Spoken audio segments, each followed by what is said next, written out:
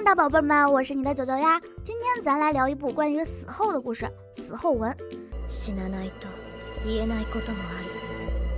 人在死后总会留下一点想要说却未能说出口的遗憾，这种遗憾会以书信的方式传递给生者，而我们的女主文佳就是专门传递死后文的奇妙少女。这天她接到了主人的任务，写信的人是一位叫做竹藏的大叔，收信人是她女儿的男朋友。至于信件的内容，那肯定不是单纯的帮我照顾好女儿啦，不然就太俗套了。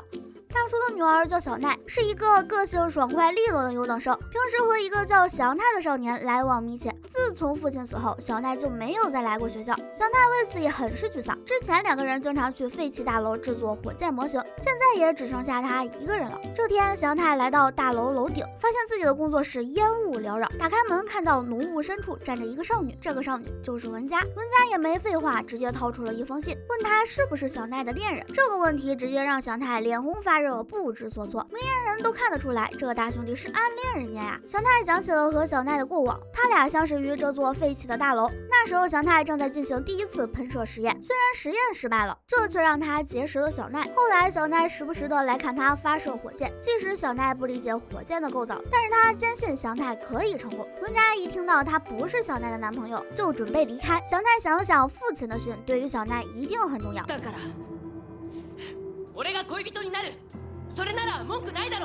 话都这么说了，那就差表白了。另一边，小奈正在和妹妹收拾东西，她准备送妹妹去福利院，这时却接到了祥太的电话。祥太呢也没让大家失望，支支吾吾的，就是没有把我喜欢你说出来。但是他约小奈一起看火箭上天。挂掉电话后，他跟文佳解释，人类告白不面对面可不行。可见咱家祥太仪式感还挺足。文佳的手账哦，不对，是卡纳卡，还吐槽他。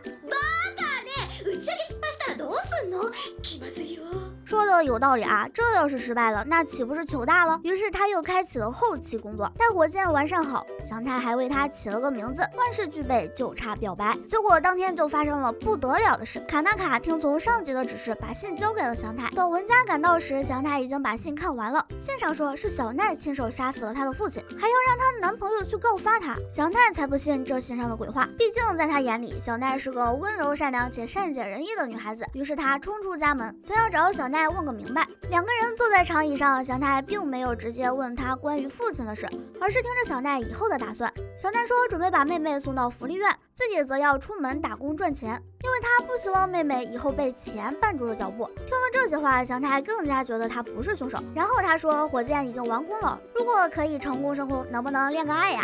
ありがとう翔太。でもごめん。祥太这边刚被拒绝，文佳就赶了过来，可能是怕他伤害到小奈，祥太立马站出来说信上的东西都是假的，他觉得小奈没有伤害任何人，然后转过头看向小奈，等待他的不是感动的眼神，而是一把冰冷的尖刀。祥太直接领了便当，然后小奈拿着刀走向文佳，准备杀人灭口。文佳也没有怂，他只想搞清楚小奈有没有男朋友。男ならたくさん。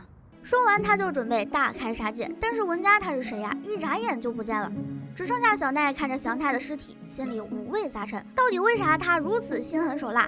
这事儿还要从头说起。小奈的家庭并不幸福，他有一个禽兽般的父亲。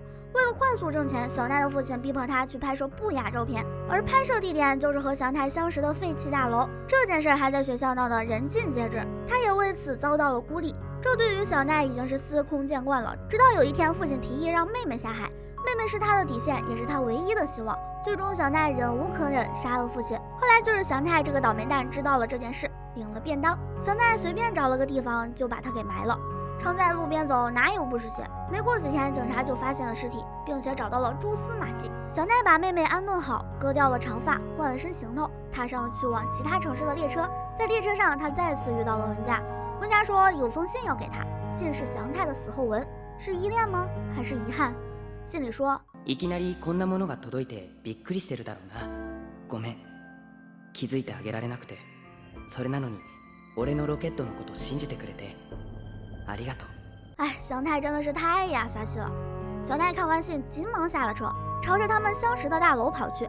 此时两个警察正在搜捕他，看到祥太的笔记本，小奈内心一阵酸楚。此时的他只想完成祥太未完成的心愿。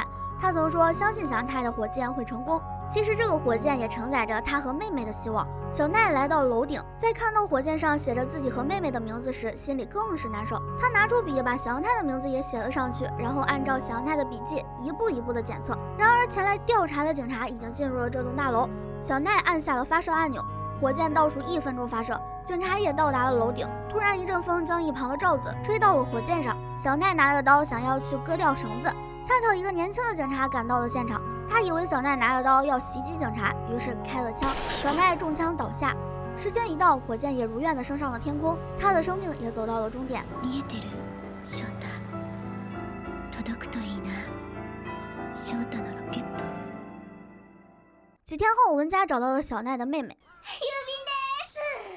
第一个故事到这里就画上了一个句号，真的是让我一个猛男为之落泪。死后文它是我本人很喜欢的作品，所以不希望它被埋没。